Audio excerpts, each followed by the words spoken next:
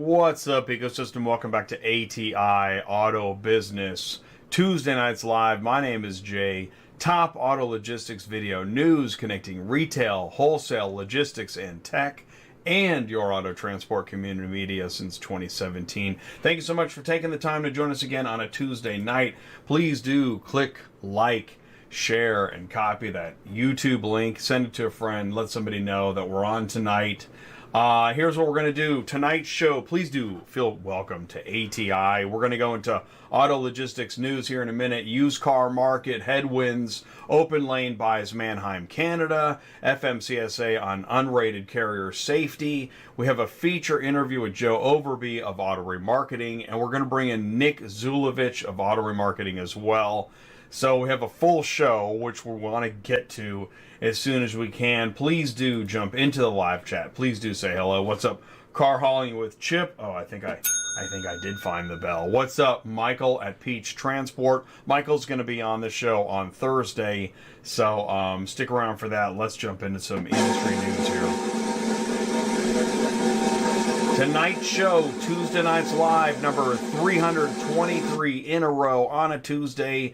We have Joe Overby of Auto Remarketing. Really excited to have Joe on the show tonight. So, you know Auto Remarketing magazine. I'd love to know, what articles do you read? How often do you read it? I check it every day. And a lot of news that you see on ATI comes from Auto Remarketing magazine. And there's a lot of different types of news. In fact, Cherokee Media, in print, online, in person, Cherokee Media does a lot. And over the years, I've gotten to know many people at Cherokee Media. Look, this is the used car week photo that we all look forward to at the end of used car week. Bill Zadites in the middle there. And I mean, it's quite a crew to get to know and all the things that they do. So shout out and, hats off to you. Used car week, Cherokee Media, Auto Remarketing. What an amazing organization. And you know the podcast. There's Nick and Joe with the Auto Remarketing podcast. So tonight, what we're going to do is we're going to talk about some articles and some news, as well as the events and panels. There's a lot to discover. If you have a question for Auto Remarketing, Cherokee Media, or Nick or Joe, please do put it in the live chat. And if you miss this show live, you can view it on demand, of course. Put it in the comments below. You know the drill. All right. Now, I just wanted to mention, this is a lot of companies that you're going to recognize, many of these companies. This is from the most recent Used Car Week email with sponsors on it. I like to look and see, who are the companies that are going to be there, that are sponsoring, that are involved. That's a lot to manage and a lot of knowledge surrounding all those companies, their milestones, the people, and already, Used Car Week is in the rearview mirror, and now we're already looking forward to Auto Intel Summit in April. All of those things can come into play tonight. There's Bill's post on LinkedIn about Auto Intel Summit call for speakers. I was telling the group at Cherokee Media that at Used Car Week that it's amazing how, I don't know how they put it all together. It's a heck of a news organization. And even just getting ready for the show tonight, caught a minute of CBS, when they start the show and all the news articles they're going to talk about tonight. Like, how do you manage all that? I mean, I work really hard on this channel, and I'm a one-man band, but at that level, I don't know. That's why I get excited about, I made a video about this thing, trade show gold. These things are trade show gold, and in fact, I'm keeping that handy because I want to ask Nick some questions about some of his panels. I just want to share this again, too. This was an interview that I did, a video interview that I did with Mike Trudeau at Montway at his booth at Used Car Week. And it's amazing the power of just one video. Like, this video is blowing up. Thank you so much, Montway, for sharing it and for giving a shout out to ATI. It's wonderful stuff. Really appreciate it. So we're the ecosystem's neutral zone, ATI Auto Business. You'll find us in the middle of transportation, carriers, brokers, dealers, auctions, and everything in between. So thanks for tuning in. Really do appreciate it. The ecosystem, new and used, OEMs, man. And NADA's coming up. And you know what? When we get closer to NADA, do you know what we see more of?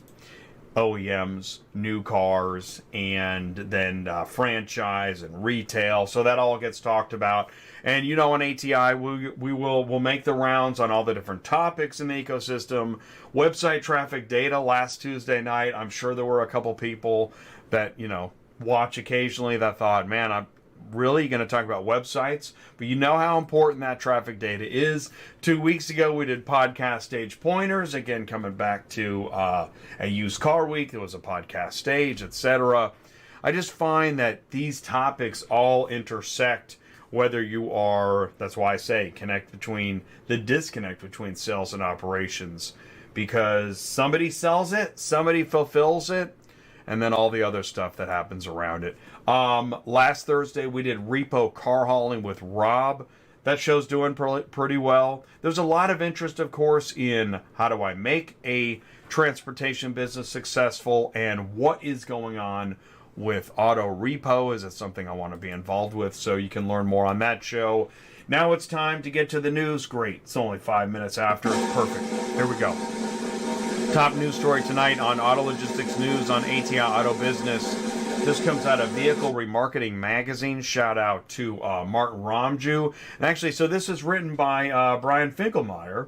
And I had a conversation with Brian. And lucky to have Brian on next month, I believe, on ATI. 3 headwinds that will batter the auto industry. The auto industry has been sailing for the past 3 years with forceful tailwinds generated by COVID-induced economic stimulus and reduced vehicle production. Automakers and dealers have enjoyed turning limited inventories into quick, huge margins, storing stock prices. But as we approach the final weeks of 2023, with the pandemic now in the rearview mirror, the winds are changing direction. Even Wall Street, which pumped stocks during 21 and 22, beginning to have more of a tepid outlook.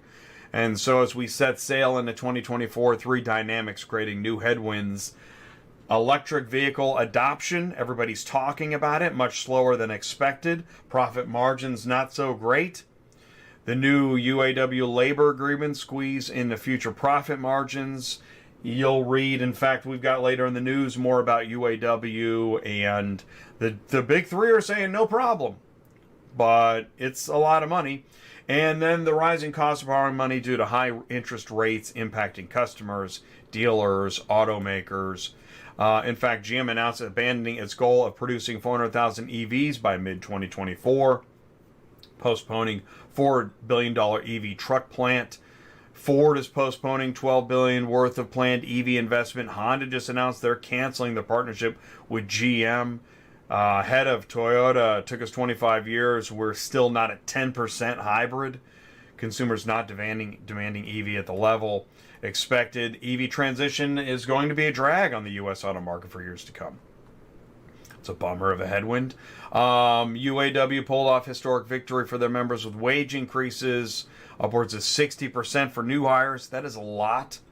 That can add $850, $900 additional cost to every vehicle Ford produces. So you think that's going to have an impact somewhere.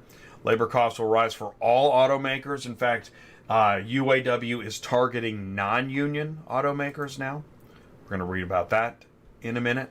Cox Automotive reports that new vehicle inventories were up 62% versus last year. So we are hearing that inventory levels are coming back. We'll probably be talking about that more tonight. Vehicles are turning slower. Cost of carrying them is higher. So now you have that floor planning issue. 61% of dealers said interest rates were the number one issue holding their business back. Consumers also felt the pain of rising rates, and the average new car interest rate for consumers is now about 9%. Ouch. In other news, OPENLANE, this is big news everywhere. You look everywhere, and you'll see that OPENLANE agrees to acquire Manheim, Canada, which is interesting. OPENLANE was Car Global. OPENLANE has agreed to acquire Manheim, Canada, from Cox Automotive, $130 million deal, 95, that's Canadian, 95 US, 95 million. This includes Manheim, Montreal facility, auction sales operations, select staff across Manheim, Canada. Manheim plans to exit Canada. OPENLANE's vision to build the world's greatest digital marketplace for used vehicles, which is a hot, competitive market. And here in blue, building on the momentum of our combined single OPENLANE Canada digital marketplace launch in June. Okay, this is a benchmark. This was in June. OPENLANE announcement, I believe, was in June. What, 6 months ago? Let's put a pin in that. As part of the deal, OPENLANE is taking on Manheim Canada's customer relationship. Once the deal closes, OPENLANE will integrate Manheim Canada's business into OPENLANE Canada business. This is a developing story. So again, just a reminder, that was May. Oh, there we go. May, where Car Global rebranded as OPENLANE 7 months ago. Man, they're moving quick. Cox Automotive will discontinue all Canadian wholesale auction operations as Manheim's locations Toronto, Halifax, Nova Scotia, New Brunswick, Alberta, British Columbia, those locations are not part of the transaction, but they're closing all their wholesale in Canada. The transaction was not something Cox Automotive had been planning, but received an unsolicited offer. Wow. That's interesting. Wow. And ADESA rebrands OPENLANE in Europe. So OPENLANE everywhere. Oh, look at that, ladies and gentlemen. Thank you so much. Thanks, Mark. Making martinis in the live chat. Thank you so much, buddy. Appreciate that. Where's the... There we go. STELLA. Now, I've been talking about STELLA periodically. STELLA AI. Stick with me. This is... STELLA is a AI voice. All right? STELLA AI launches integration with myKaarma fixed ops platform. Okay? Fixed ops. Service, right? Which is a profit center for dealers. STELLA Automotive AI has completed an intelligent read-write integration with end-to-end service department platform myKaarma. Okay, that's what myKaarma is. End-to-end service department platform. And this is designed to allow STELLA to operate seamlessly within a dealership's fixed ops platform, service department, scheduling. Think about it, right? Service is a lot of logistics too. So, STELLA uses conversational AI to manage data input and operational processes like a service advisor. The company said will give dealerships the myKaarma platform an elevated level of customer service. Booking, AI digital voice assistant designed to answer every inbound call the first ring 24/7, eliminating hold times and allowing a customer to schedule appointments within 2 minutes. If she's that good, this will be great because STELLA's digital voice assistant addresses a fundamental challenge faced by dealers, and that is the phone. And if STELLA can transform the phone for a dealership in the service department, think of what she can do for you and your business. Wow. STELLA, ladies and gentlemen. Next story. Feds told to start rating unrated trucking companies for safety. Doing what? Okay, sounds boring, right? Check this out. Major trucking companies and brokers who book their freight are pressuring the FMCSA to attach a safety rating to carriers operating without a rating. A situation that exists for over 90% of the freight market. What? FMCSA's own statistics red flags the problem. Of the 690,000 interstate freight carriers, roughly 94% don't have a rating. There's all carriers. You can see all carriers. What? That's crazy. That seems unbelievable. That can't be right. A system that rates less than 10% of the eligible population is unacceptable. The TIA, Transportation Intermediaries Association, supports a speedy rulemaking because one of the most significant challenges for the third-party logistics industry is the manner in which motor carrier safety ratings are currently being used by personal injury lawyers, insurers, and the media, among others. And besides the lawyers and the media, I mean, they're just getting killed. And this is why, we do this on Thursdays. We talk about how, it's trucking, it's transportation, nobody cares. There's no way a carrier with that's unrated and doesn't care is listening to anybody. And they're just running around, delivering stuff. Okay. All right. Final story. UAW's Sean Fain does not plan to rest on his laurels after winning record contracts. He's got bigger plans for the union. Got my attention. He's sitting there with a wastebasket full of crumpled up Big Three proposals. It's pretty good marketing.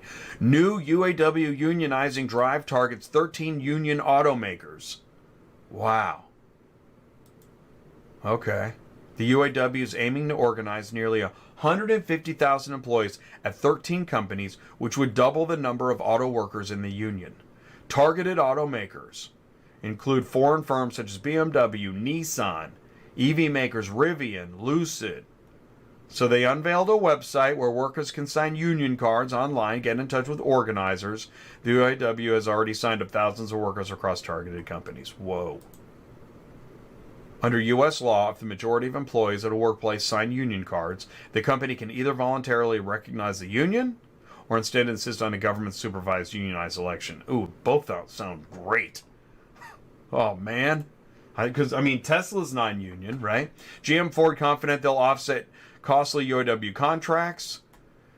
Ford pegged the UAW deal at, oh my gosh, costing upwards of $9 billion. GM, another $9 billion. And yet, dividends? All right. Well, you got to do what you got to do. Remember, leverage ATI in your business. Don't ship cars. Move information with ATI. There's a lot of companies shipping cars, and so we can talk about it on ATI along with everything else. Do me a favor. Grab your favorite glass of ELD Punch and stick around because right after this, we're going to bring in Joe Overby of Auto Remarketing. You don't want to miss it. Are you completely stressed out from all the calls and the contracts and the verifications of loads where nobody ever answers the phone? Call Murphy Auto Dispatch Services today. Murphy Auto Dispatch Services has over 15 years in the transport industry. We are your office while you are on the road. We book, we verify, and we bill out your loads for you. We have an excellent accounting staff and an even better dispatch team.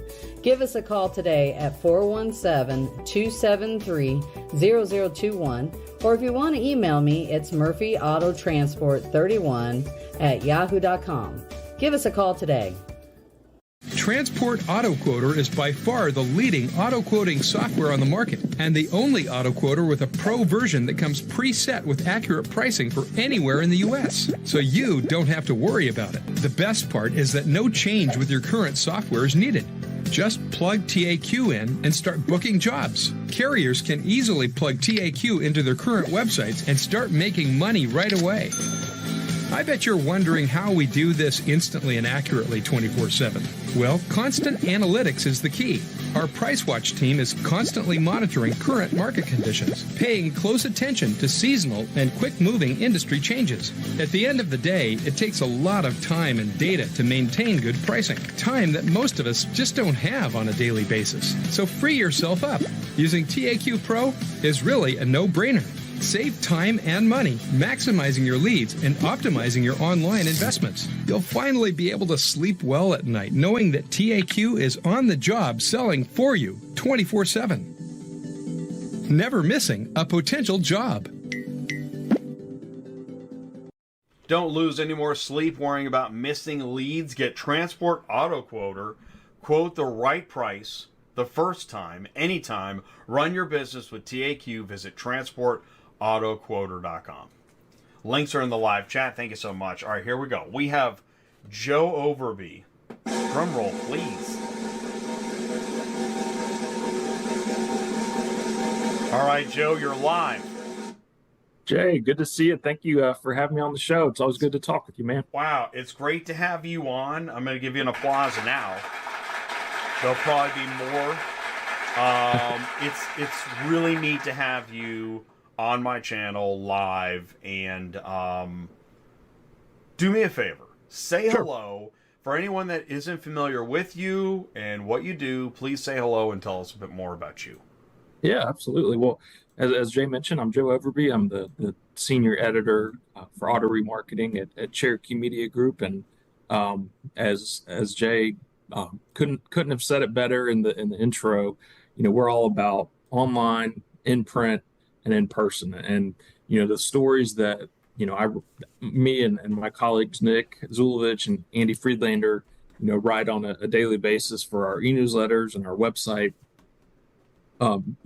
We turn those into magazine stories, and then at events like Used Car Week and Auto Intel Summit, we take those stories and the topics that we're reporting on and help to put together the agendas and have those discussions in person and with panelists and with speakers. So it's at Cherokee Media Group, we've got a fleet of automotive industry publications, and then a few local magazines here in the Raleigh, North Carolina area, and we've got a PR firm that actually has a few clients in automotive as well, and they were on site at Used Car Week as well. But my role really is to report on the retail and wholesale used car business and kind of lead the AR part of the business, and my colleague Nick handles the auto finance side of the business, and then we also have a Canadian publication, AR Canada, and I work pretty closely with our freelancer correspondent Sarah Rubinoff, who's been reporting on Canada for some time, and we cover the retail and wholesale and auto finance markets in Canada as well. So that's a lot. Okay. I took some notes, trying to follow along to make sure, I understand. I mean, right, because you've got really big picture. Okay, Cherokee Media Group, big picture. There's a lot. I mean, I think as you're saying, there's a lot more beyond just automotive. Right? There is. I mean, yes, we have several local publications, and it's just sort of all encompassing between automotive and several local publications as well. But here we're focused on automotive, right? And so Exactly. Used Car Week, Auto Intel Summit, those are the major events, right? And then we have Canada's Used Car Week in Canada as well, right? Yeah. Okay. All right. Now, Canada has one annual event, the Canada Used Car Week. We do. So we split it up. That's not enough, right? Right. We split it up seasonally. So we're, right now we just finished Used Car Week a couple weeks ago. We just opened the call for speakers for Auto Intel Summit. That's going to be in April in Raleigh, North Carolina. And then, we'll from kind of after the holidays, we'll kind of go full force into planning Auto Intel Summit. And then, as we get further into the spring, we'll start the discussions and call for speakers and all that for Canada's Used Car Week, and that's in June. And we've had it in Toronto for several years now. But and then after that wraps up, we really kind of in the second half of the year, just because of the size of it, is really dedicated to planning and getting set for Used Car Week. So it used to be that when I first started, on the agenda team and working with the conference team, we would have conference meetings and kind of we had one event at that point, just the Used Car Week, and Canada was every other year, and we would have conference team meetings probably for half the year, and now having 3 conferences that are sort of staggered throughout the year, it is the whole year is conference planning season. So in addition to the editorial side, the conference agenda planning and getting that set is a big part of the work that myself and my colleagues do. That's the thing, is I honestly, as I think about trying to wrap my head around, okay, 3 big conferences a year, plus all the articles that go into, I mean, you can go to autoremarketing.com, you can go there every day like I do, and there are a lot of updates. So, I mean, this is a fresh publication, the 3 events, plus then you go to other events. You've got podcasts, you've got articles you're working on behind the scenes. I mean, it seems like a lot to manage. I've met many folks in your team, and I mean, everybody's got to be really busy. Yeah, and the cool part about it is that I think if you look at our team, and especially under the leadership of Bill and our executive vice president of meetings and events, Amanda Dunlap, because of their leadership, it's very much like everybody understands their job, their role. So you have, it is a lot, but you have, um, you know, 16 people, upwards of 16 people doing, doing different tasks, for Nick and myself, for example, and Andy, our job is, when it comes to conferences, is the agenda. That is our main focus, whether it's planning agendas, getting a hold of lining up speakers, setting up panels, speaking on panels, that sort of thing. But we have, we have a singular focus. My colleagues on the advertising team, their job is to, manage those advertising relationships, sell sponsorships, so everybody has a specific role, and really, it's like a football team, I was fullback. just gonna. I swear, I was just gonna say football team, and then you've got your plays, and you need to switch out your running backs and your wide receivers, Yep. and you've just got a well-oiled machine. And there's Bill on the sidelines with the the color coded, right? Bill in another awesome. life, Bill would have been a football coach, I think. He uses a lot of and kind of literally coaching us, through a conference, planning and all of that. He uses a lot of football analogies. So right now we're starting the first quarter of. He calls audibles, right? Yeah, exactly. Yeah, sometimes there's audibles that are called, I'm sure there are. It's and both Nick and I and Andy are all former sports writers, so we kind of understand all the analogies to football and all that. So. Then I showed, I was like, oh, I want to just a glimpse of the companies, not to mention, my trade show gold over here. Mm-hmm. This is a lot to manage. You don't even have time to be stressed out. There's so much going on. Yeah, just kind of keep your head down and keep going, dude. Just do your job every day. For real. And that's another thing too, that we've really, I think our team kind of takes away from Bill is that, just do today. Just, you got create a checklist of stuff you need to get done. My day today was, as you referenced earlier, the OPENLANE purchase of Manheim, Canada. My job today mainly was to focus on that story and do some follow-up reporting on there. Just worry about today and do the job in front of you. So, and that, even if you have a lot of pots going at the same time, just kind of focus on what your task is at hand that day. Well, and all industries, you've got day-to-day changes, challenges, etc. In media, you just got to be ready for the next story. It's coming any moment now. Yeah. And that's why you got to be super organized, right? What else does it take? Organization is one, and that's something that the organization has never been my strong suit. So it's been a lot of I have running. I have become, I think, better, but I have running checklists of stuff that I need to get done, or these are emails I need to do for conferences. I'll kind of carving out time and time management. Really, that's another big one. Good one. Time management. That's it.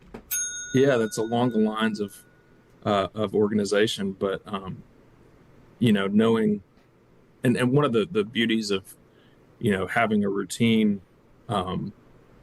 with this job is that I know that, say, tomorrow, I know that tomorrow I'll have X amount of time where I can work on this one project and just use that time for this project, and then I know Thursday that I'll have another set of tasks that I need to do. And so, but yeah, time management is definitely key at a media company.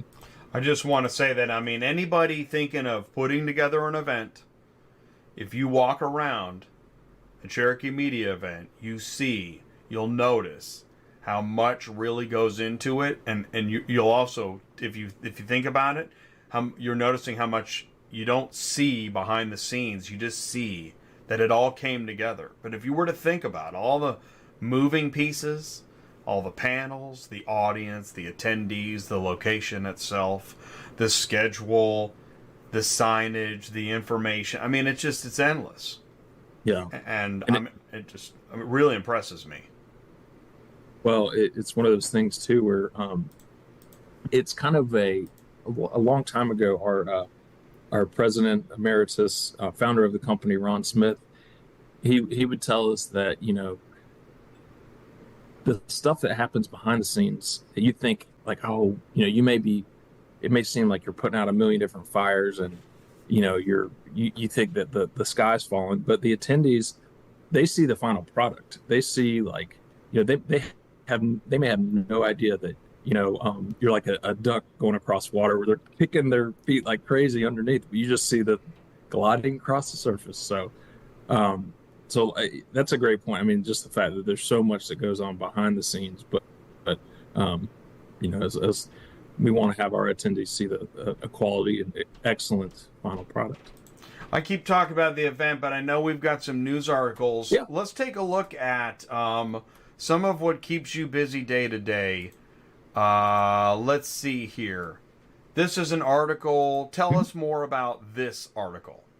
Yeah, absolutely. So the team over at IC Cars, they do a really good job of tracking, you know, like newer used vehicles and how their prices trend, and they really go pretty deep on used electric vehicles.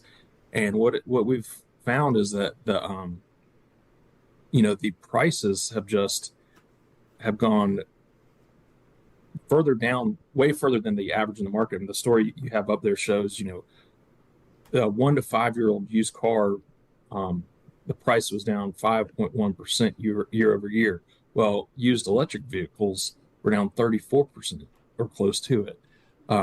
And hybrids, you know, not to that degree, but you know, it's still 9.6%, which is still larger than the industry average. And kind of the thing that stuck out to me was that even with those lower prices, because you know, I always have assumed that, you know, one of the biggest hurdles to EV sales was price. It was just too expensive. And but even with those lower prices, you know, the used EVs are not turning quickly at all. And so the Carl Brower has a great quote in here. He says the combination of lower prices and slower sales suggests that EVs have hit a market demand threshold that will be difficult to break through. Everything from economic concerns to growing competition among electric vehicles is contributing to their downward trend. And I think that's, you know, while this is specifically talking about, you know, used electric vehicles, you know, I think, you know, they're experiencing some of the similar, you know, challenges on the new car side. And, you know, that's part of why, you know, you probably saw several stories last week that came out about dealers across the country are asking the federal government, specifically wrote to the White House, asking President Biden to reconsider some of the EV mandates, because I think dealers are kind of in a pinch where they're not seeing the demand that you know, some of these mandates might suggest. So you know, I think it's good to have options. I think it may just, there may need to be some flexibility. Dealers need to be able to sell electric vehicles. They need to know what to do with used electric vehicles, and getting into auctions, and, you know, the differences of, you know, selling and reconditioning and transporting and everything with a used EV is different than an ICE vehicle. But I think I don't think that the demand right now, you know, based on this data, is showing that that it's not going to be an overnight flip of a switch from EV to ICE. I think that's just important that they have that option to sell customers. Isn't it interesting that, so as a media organization, helping to get that information out and then to also be the one that, has the interview and edits the information and shares the information, it's pretty cool. Tell me more about this article. I found this one interesting. Yeah, that was pretty cool. We got an invite up to Oxford, North Carolina, which is not far from where we are. We're in Raleigh, and Oxford's about an hour north, not too far from Durham and the Research Triangle Park for folks who are familiar with our region. But essentially, so A.I.M Recon, they're a sister company, a separate standalone sister company to Auction Direct, which has got a big presence here in the Raleigh area. They had a grand opening of their first ever vehicle reconditioning center, and it's in a former tobacco production facility. And essentially, what happens is that their CEO Tim Frank explains to me it's like a box. The vehicle comes in through various channels.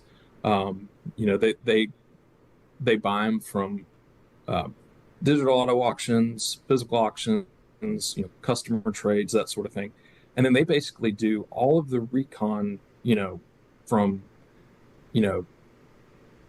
paint to, paint to dent repair, mechanical work, body work. Then they have a partnership with Advanced Auto Parts, and where they literally have like a little mini part store within this facility. So they have the parts on site. That they can use. I get it now. I didn't. Oh, wow. Yeah. So they have. It's almost like that. There's like an Advanced Auto Parts kind of warehouse embedded within this facility.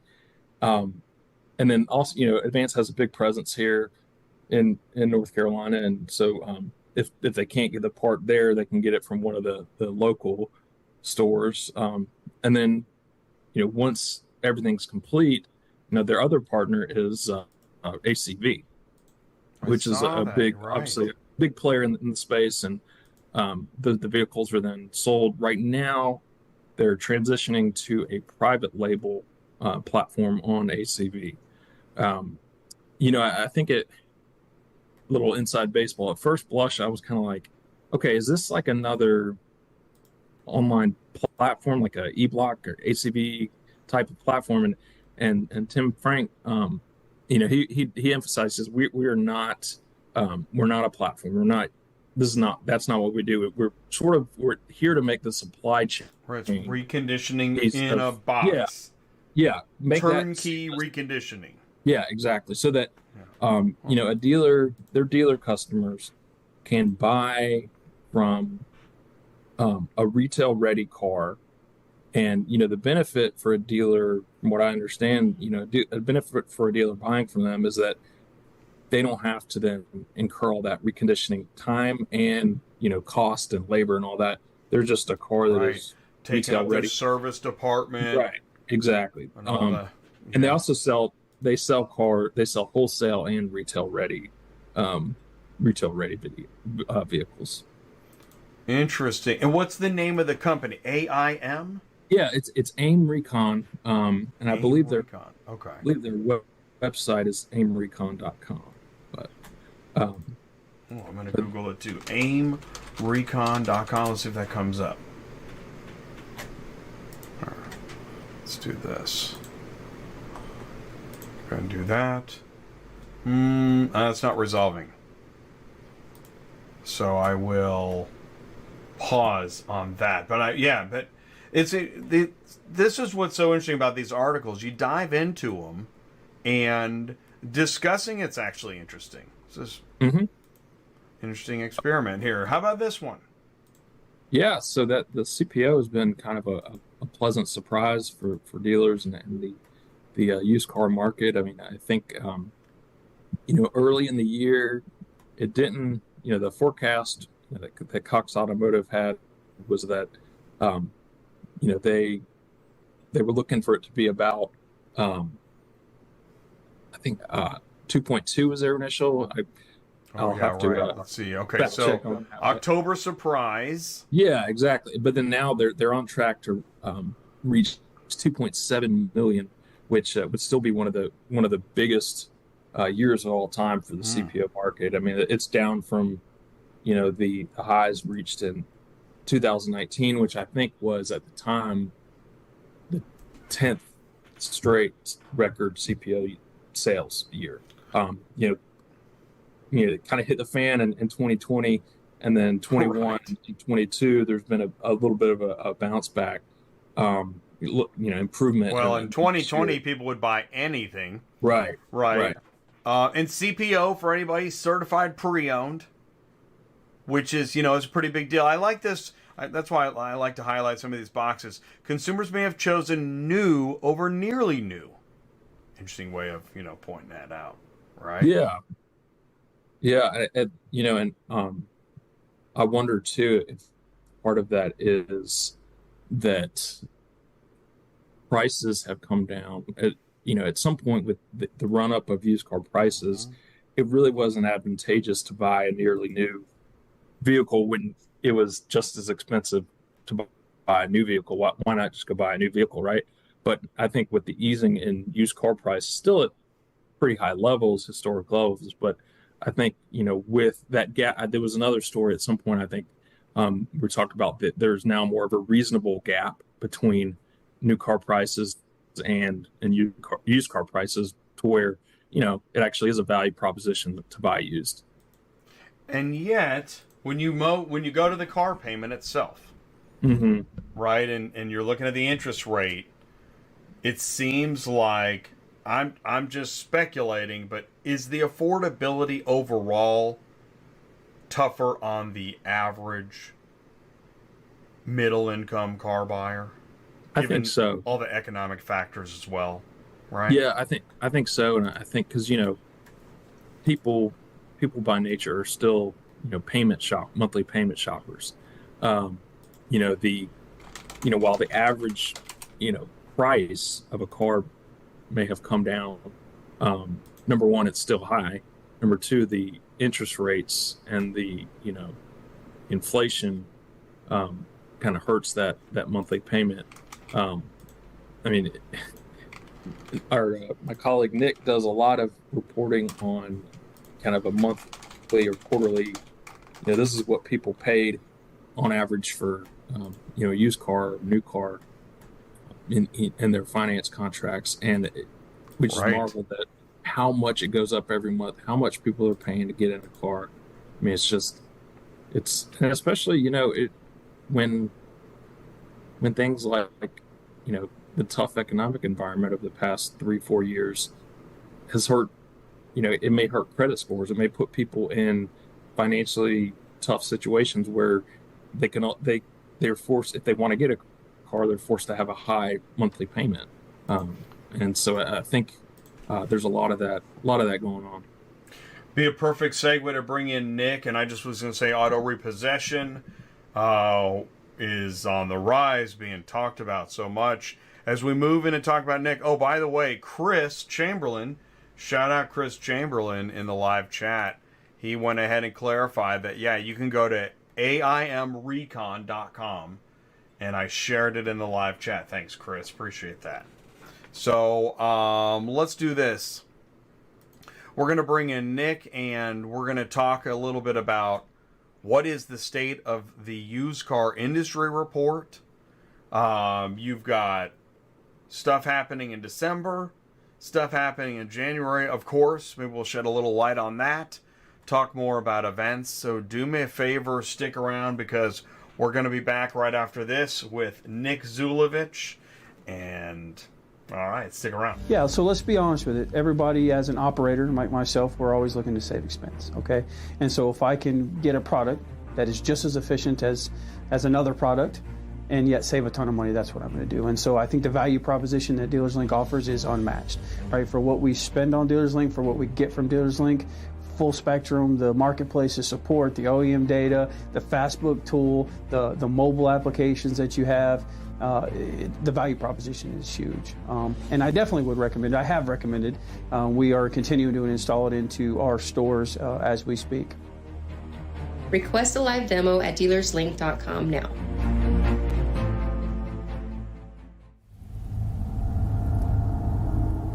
Are you ready to take a leap into the future of vehicle logistics?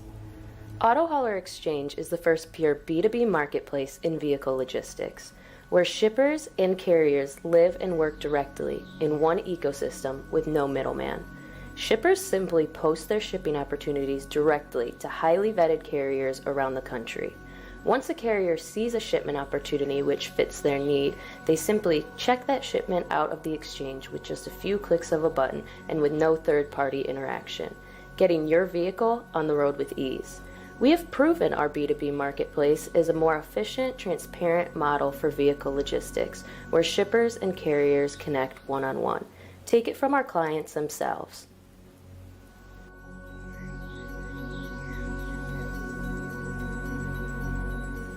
Get off the vehicle hauling roller coaster today with Auto Hauler Exchange. Auto Hauler Exchange B2B marketplace connects shippers directly with carriers, and that means putting the power of the business transaction back in the carrier's hands. Visit autohaulerexchange.com. Links are in the live chat. All right, we are lucky to have Joe Overby stick around for another segment because Nick Zulovich is now joining us. Here we go. Drum roll, please. Ladies and gentlemen, please help wish a very warm welcome to Nick Zulovich. Hello, everyone. Nick, how are you doing? Doing very well. Thanks again for having me. Man, thank you so much. All right, as we did with Joe, do me a favor. For anyone that's not familiar with who you are, please say hello and tell us a little bit more about you. Absolutely. Again, my name is Nick Zulovich, part of the team at Cherokee Media Group. Blessed to say, quickly approaching 17 years with the company now. Part of the automotive content team that's helps to generate, as my esteemed colleague Joe articulated so well in the previous segments, our print content, online podcasts, and live events. So it's very much complementary pieces to keep the industry educated on what's happening, be it dealerships, auto auctions, finance companies, and the service providers that have clients in each of those wells of the business. Joe did an excellent job articulating what our shop does. The one thing I will add is we were blessed to have our company holiday dinner just last night, and a lot of the key teammates that are vital cogs in making sure all of that is orchestrated. Our fearless leader, Bill, had people stand up depending on how long you've been with the company, and the majority of that team has been with Cherokee Media Group 10 years or longer. So that's a critical piece of why we can orchestrate what we're blessed to be able to do, is because there's a lot of wisdom, experience, and cohesion that goes into it, and that as being an expert in logistics, Jay, if you have a cohesive team that's experienced and knows each other well, that machine can function much better than having a team that's not as familiar with each other. So that's wow. A very, very much a key ingredient to the success we're blessed to have. I'm jealous. That's awesome. That must have been an awesome event. That was last night. It was. We're blessed to have Cool. A company gathering that this time of year where everyone brings their significant others if opportunity presents itself, and be able to break bread and enjoy each other's company. So again, that's a very much a key ingredient to what we have at Cherokee Media Group. That is neat. That is neat. Well, and that makes sense. How, I mean, really, to put your arms around all that you do, and I it's important to point out, because I think, pop-up events. I hear that term more often. You might too, and what if I was asked, I would say you don't know all that goes into just, if you even just want to put 20 people together for an hour, it's somewhere. That's so much work. and you've got hundreds converging, and then expo booths and sessions and attendees and events, and I mean it blows my mind, really. It does. And don't forget food and beverage. Oh, food. How could I? There's a photo. I think there's like one photo of me in the used car week photos, and I'm eating. Jonathan, the photographer, I saw him, and I'm like, fine, I'll just go for it. But yeah, no, the food, oh my gosh, it's amazing. Yeah, without the food, I mean, what would we do? If anybody knows my physique, you know I don't function well with an empty tummy. So. I told somebody, I think it was Shelly from Agora Data, that I feel like I'm like, you know, in the movie Wedding Crashers, and he wants the crab cakes. That's me. Oh. So well, I mean, right? You'll be glad to know we had crab cakes at our company party. Oh man, of course you did. It's North Carolina. Get out of here. Oh man, next year. So, all right. So the events now. Okay, I was saying this. All right, in my trade show gold. All right, I was looking. So your name's on many panels, but you had to switch things up. You had to call an audible this year. Nick, how many panels did you moderate? I think it ended up being 10 or 11 or so, but definitely the credit for success goes to my esteemed colleague who set me up for success, did all of the legwork going into the event. So I was just lucky enough to be handed a microphone and walk up with the very smart men and women who are on stage and just kind of tee them up and get out of the way. Yeah, and I'm gonna let you take that, but it's much, you know, it's hard. It's hard work. You got to know what you're talking about. You got to be on your toes. You got to be well rested. You got to know who everybody is. That alone, right?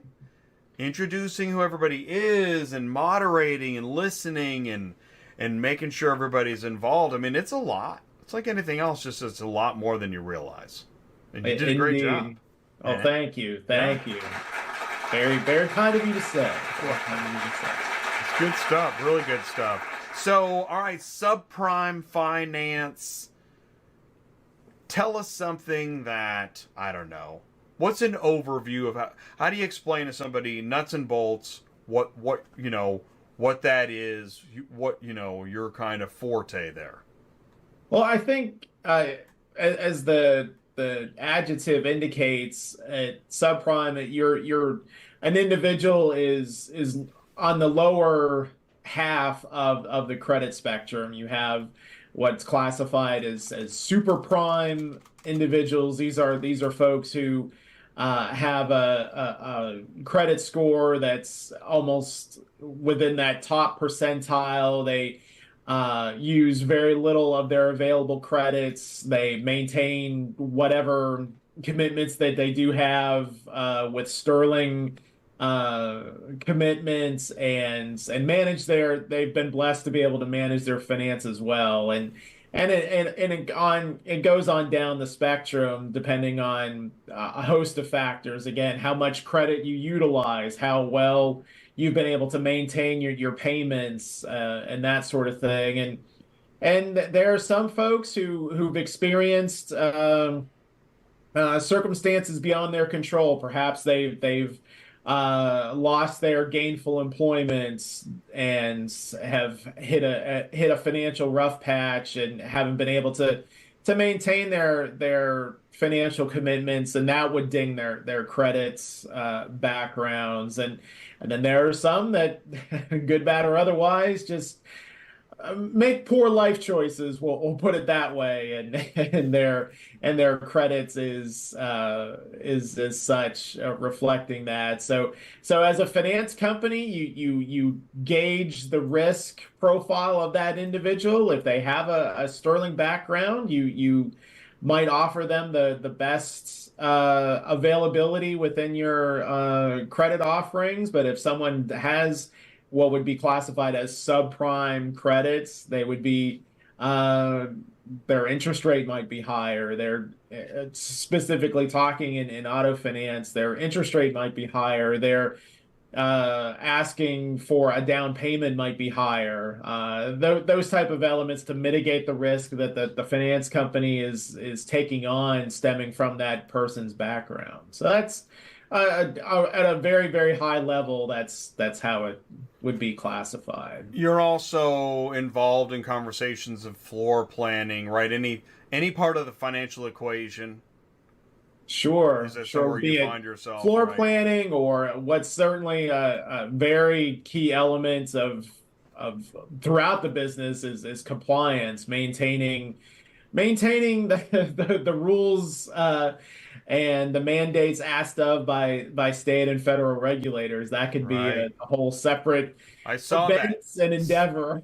State associations was a couple of the panels you did. CFPB, are we? Indeed, okay. indeed. Was able and then to... lenders, right? If it comes to lenders, and then moving into Auto Intel Summit Fintech.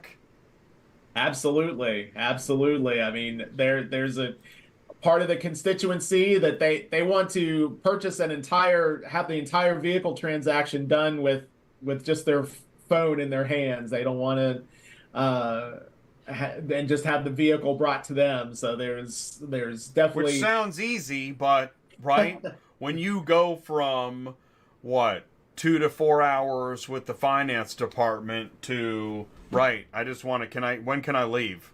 Can I hit the button?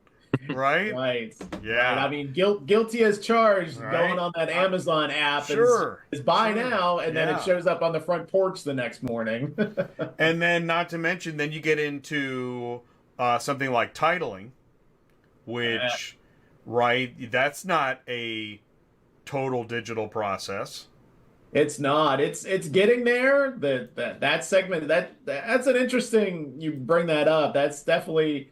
If anyone's had to deal with the DMV in their life, be it the driver's license or what have you, no, it's not necessarily the most swimmingly functioning part of our government entity. And so the evolution of that part of the business has been really fascinating too, as kind of a state by state gradual adoption of electronic titling, to move away from the actual physical paper and have it be an electronic, because be it to close out a lien, to transfer title from auction to dealer or dealer to dealer, whatever the case may be, if you don't have that vehicle title, you're kind of at a standstill. All right, finish that sentence for me. The report coming out. State of the used car market. I believe that's what we call it. State of the used car market. Okay. Is it an annual report? We do it twice a year. We do it twice a year. Twice a year. Okay. And so the December edition's coming out soon. That's one of the things coming out soon. It is. It is. Well, it's a bonus for Cherokee Media Group Premium. I was just gonna say I'm on that list. Absolutely. Yeah, I know. Like, for example, the piece of content that you and Joe referenced earlier about EV prices, and the great in-depth piece that Joe compiled just today with comments from Peter Kelly about the OPENLANE acquisition of Manheim, Canada. That's content that's we put all of our resources into, and so we have that for premium members. And then the state of the used car market biannual white paper reports. It can be purchased by anyone, but if you're already a Cherokee Media Group premium member, you get that as part of your package. So what we're talking about, what you want to do, I've done this, but I can't remember where I clicked. But anyways, you want to be a CMG premium member. And what you're doing is you're subscribing to the magazine, right? Or tell me what I'm stumbling around. What better words could I have used to say what I want you to do? I want you to go to autoremarketing.com and you subscribe to the magazine. Is that where you go? I think that's where you go. So if you go you go to autoremarketing.com, Okay. and then there is Click on that. if you're not already a member, you can go, there's a tab where you can, See, but I am a member. Otherwise, Oh, maybe okay. I'd see it, right? If I wasn't a member, yeah, I'd see it. exactly. Yeah, there's a tab that'll pop up, and you know Right. it gives you it shows you your options of membership. You can either do an individual membership or there's a discounted corporate membership for, I think it's, if say, if you're at an auto auction and you want to have all of your employees as premium members, as long as there's 25 or more, there's a discount on that. And then, essentially what it does is it gives you access to kind of the more in-depth stories, some of the stories that will generate from, conferences and from, used car week panels and that sort of thing. And we also tend to put our print stories. So, for example, the NAAA issue that we're going to be working on here soon, will come out in late January, but we'll put some of those stories online first, so premium members will get to see them early. But as Nick mentioned, the state of the used car industry report is distributed to CMG premium members for free.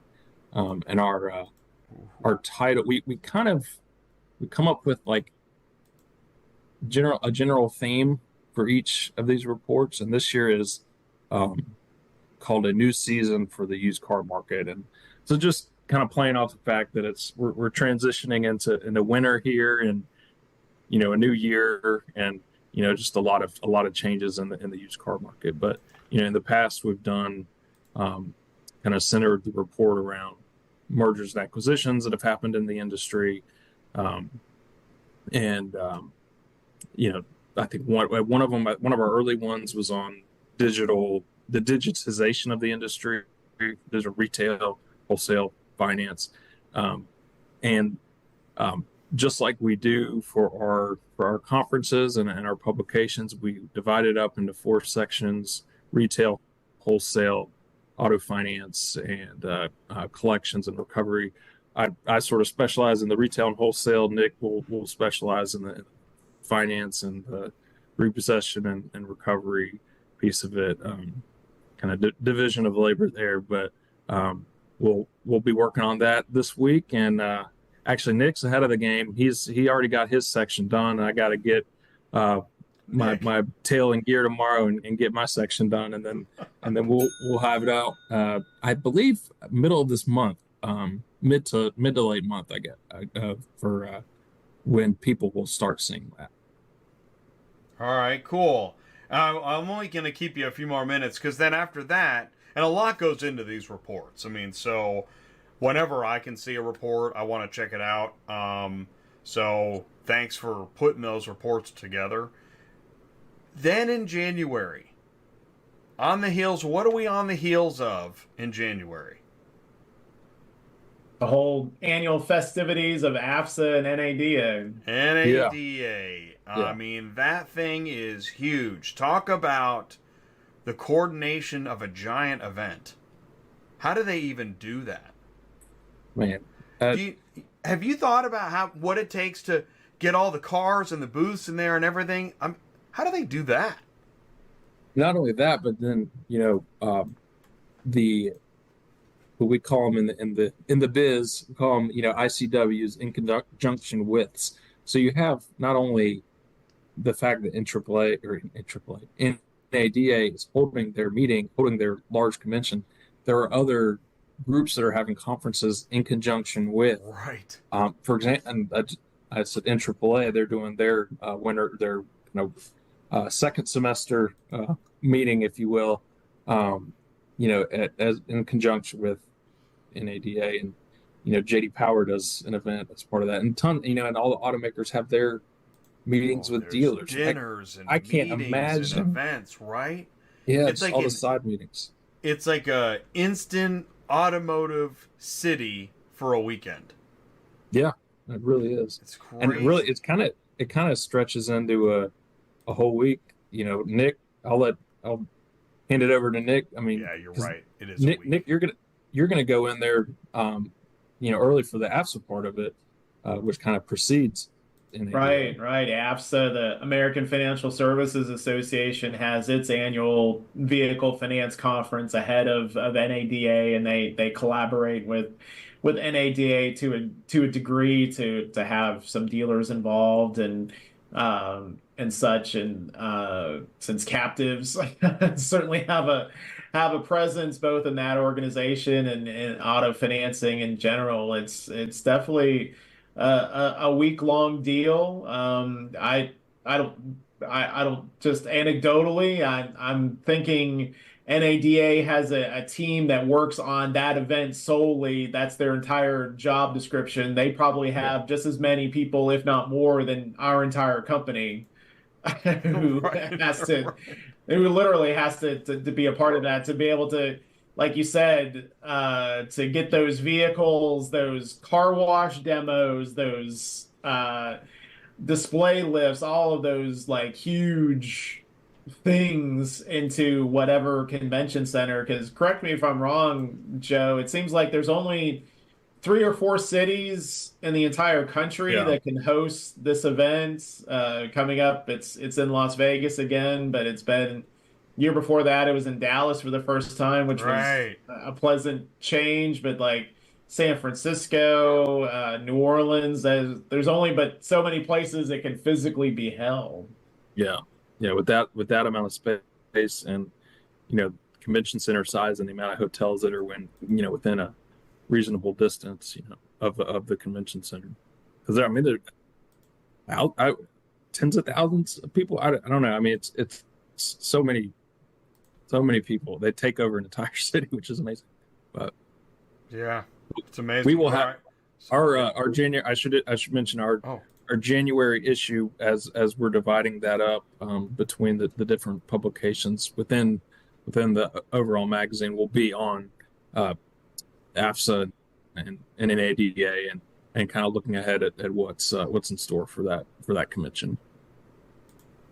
All right, so we'll look for that. So I mean, it's nonstop. I mean, yeah, right. Used Car Week was this giant event in automotive. I mean, everybody was talking about it.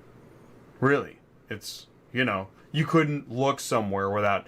I remember as it was gearing up. It's about a week before, and I mean, everybody's talking about Used Car Week.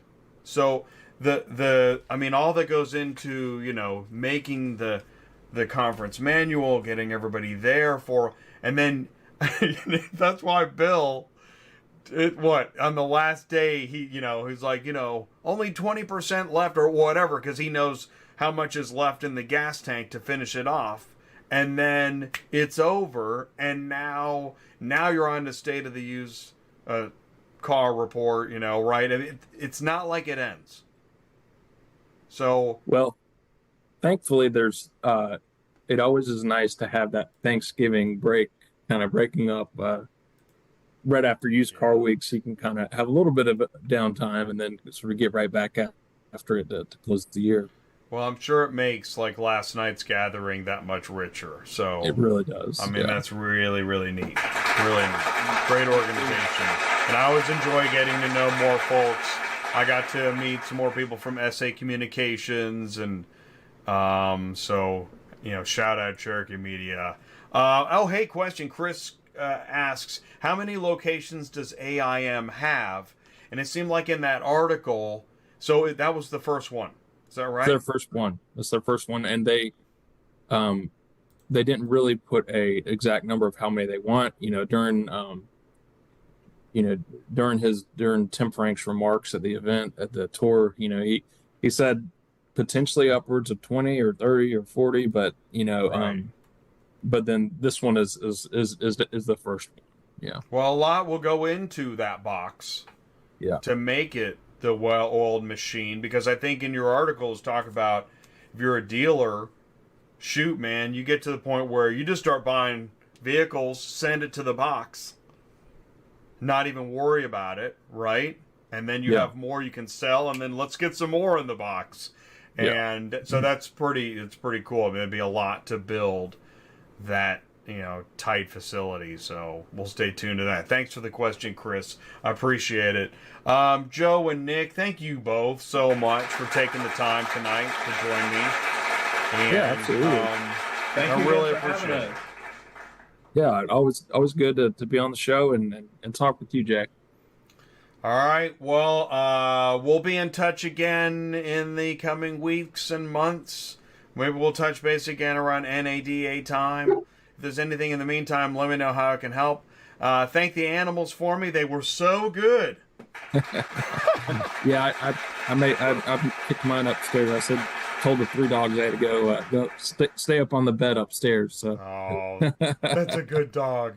All right, guys. Thank you so much. I'm going to let you go. Wrap this show out. I'll talk to you Take care. soon. Thank you. Thanks, Bye. gentlemen.